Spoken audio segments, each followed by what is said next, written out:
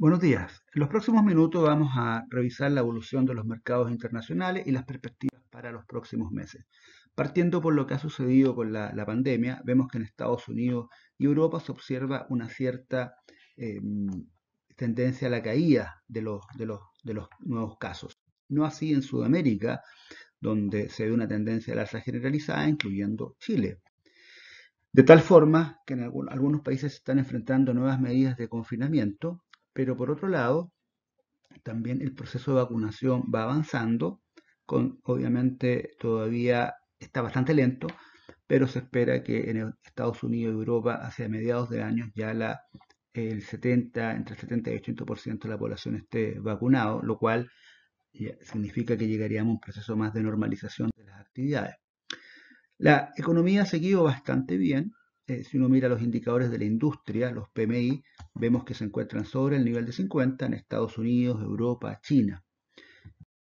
Si miramos Estados Unidos, el empleo tuvo una caída en el mes de diciembre, pero se espera que con el nuevo paquete de ayuda fiscal anunciado por Biden de 1.9 trillones de dólares, hay que recordar que el que había anunciado el presidente Trump, expresidente Trump, era de 0,9 trillones, va a haber una ayuda a las empresas y a los consumidores que les va a permitir enfrentar la pandemia, lo que quede de pandemia, y también permitirá que una vez que esto se acabe, probablemente este gran exceso de ahorro que se ha acumulado en los consumidores vaya hacia la economía. Se espera que por eso la economía pueda tener un segundo semestre bastante fuerte. En Europa, a pesar de los problemas que ha tenido la pandemia, la confianza en general de los consumidores y de las personas se mantiene en un buen nivel. Podríamos ver, eso sí, una desaceleración importante de la actividad en el primer trimestre por los cierres que se están aplicando actualmente. En China, la economía creció el 6.5% el cuarto trimestre, ya un nivel de crecimiento superior incluso a lo que había antes de la pandemia, y cerró el año con una expansión del 2.3, un muy buen número.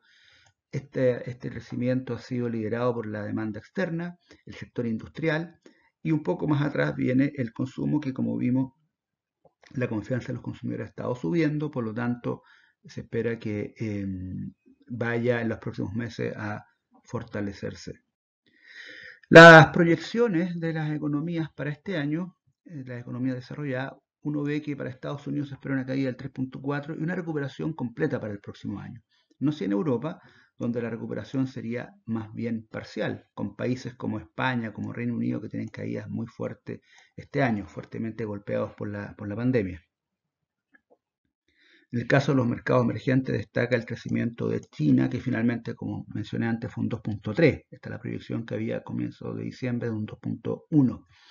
En Brasil, en Latinoamérica, en Brasil destaca con una caída importante, pero también está Perú, que cae muy fuertemente, y México. En el caso de Chile, se espera una caída del 5.9, puede ser un poco menor, y una recuperación el otro año parcial del 4.6%. En términos trimestrales, los números indican que el primer trimestre del 2021 tendríamos en general tasas de crecimiento positivas en los mercados desarrollados, pero todavía Latinoamérica habría caída. Hay que pensar que Latinoamérica se vio golpeado por la pandemia en forma retardada respecto a las economías desarrolladas.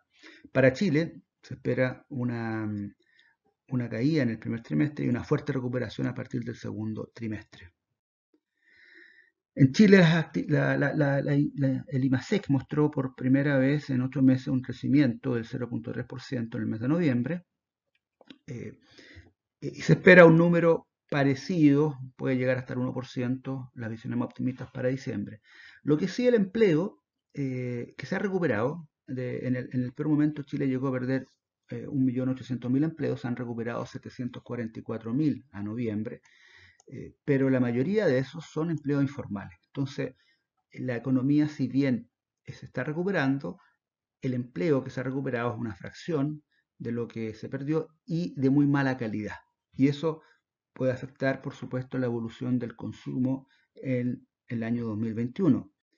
El 2020, sobre todo la segunda parte, tuvo una recuperación importante del consumo. A la economía se le inyectaron más de 30.000 millones de dólares, a partir de los retiros de las AFP, y eso repercutió en importante aumento de las ventas del comercio, también de la importación de bienes de consumo, etcétera. Pero esos son elementos por una vez.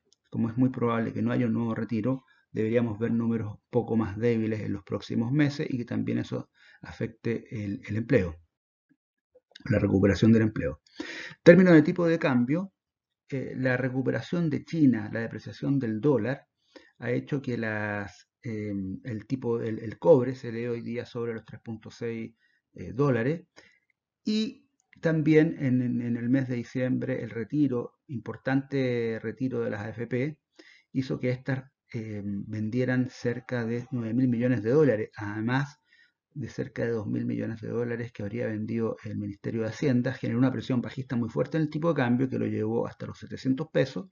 Después de eso vino una recuperación y esperamos que en los próximos meses el tipo de cambio tienda a ir subiendo lentamente en la medida que las perspectivas de la economía chilena se van sincerando y digamos, diluyendo los efectos de este fuerte shock de consumo positivo que tuvo con el retiro de las AFPs. Mirando ya los mercados, las proyecciones de crecimiento de las utilidades, como ustedes pueden ver acá, son muy optimistas para el año 2021. O sea, se espera una fuerte recuperación y eso está bastante metido en los precios. O sea, las proyecciones de utilidades están en un rango bastante optimista a nivel global. El riesgo es que la normalización de la actividad económica vaya más lento, y haya una cierta desánimo, digamos, en la medida que estas proyecciones no se cumplan. Si miramos lo que pasó con los mercados, el año 2020 terminó siendo muy bueno para acciones en general, destacando Estados Unidos con una rentabilidad del 16%, el S&P, el Nasdaq más de 40%, la bolsa latinoamericana bastante rezagadas, Europa también rezagado, y Asia anduvo muy bien, destacando Taiwán, Corea, también China y India, la bolsa india también. Básicamente Asia está en un proceso ya de relativa normalización de la actividad económica, de mejora de las utilidades, lo cual aparece muy bien aspectado para el próximo año. Lo que destacamos es que en los últimos meses, sobre todo a partir cuando ya se anuncian las vacunas, uno ve que hay un mejor desempeño de los mercados fuera de Estados Unidos. O sea, el mercado viene anticipando una recuperación global. O sea, el desempeño de Estados Unidos si bien es positivo, viene por detrás de los mercados europeos y emergentes. Eso, en la medida que la economía se vaya recuperando, se debería agudizar. De ahí los sectores más interesantes son los llamados sectores value, el sector industrial, financiero, materiales, energía, etc. En términos de las monedas, el dólar tuvo una caída importante durante el año frente a las monedas duras. Eso está medido por el índice DXY, que está graficado acá, y cayó casi 7%, pero en las primeras semanas del año 2021 se ha revertido en algo esa tendencia, básicamente porque había lo que se llama técnicamente una sobreventa en dólares. Así todo, esperamos de que en la medida de que la situación de Estados Unidos eh, vaya mejorando, sobre todo después del estímulo fiscal, eso le fije un cierto piso al dólar. O sea, pensamos que el dólar puede tener sobre todo quizá un primer semestre un poco más fuerte y después, en la medida que el resto de las economías vayan reactivándose, retomar una tendencia de debilidad. En renta fija, en los últimos días subieron las tasas de largo plazo. Fíjense que acá el bono del tesoro, el índice de bono del tesoro de 10 años tuvo por primera vez una pérdida en las primeras semanas de enero.